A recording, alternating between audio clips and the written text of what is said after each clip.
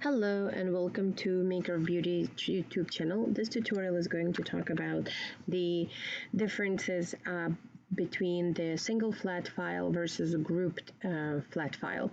The reason it's important is because if you want to make design in a color, you will have better luck if your file comes as a grouped file. What I mean is this. Let's go and upload these two images at once. And let's just hope that I selected the right ones both times. Let me minimize it. Yep, okay. So I'm going to minimize my canvas and I'm going to reduce the sizes so it's easier for us to look at it. Okay, so one of these images, even though they are identical, is a single flat file.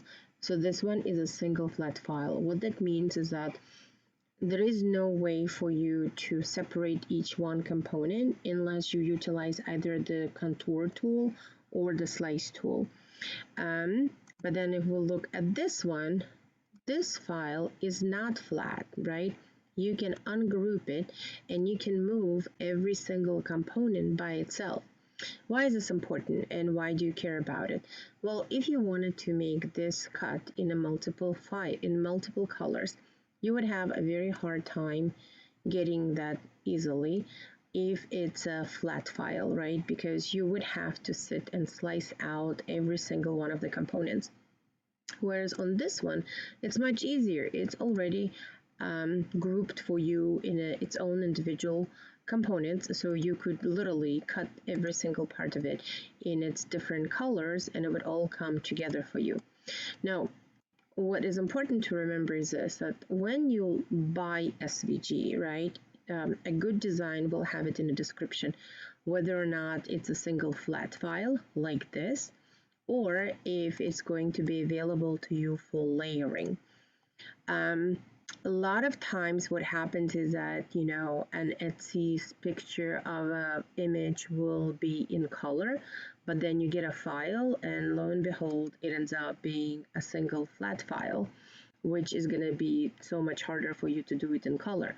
So you want to make sure that if you're buying it, make sure you're buying a good one. So if your intention to do it in a color, in the multiple colors, right, that it's the file is easy for you to work with.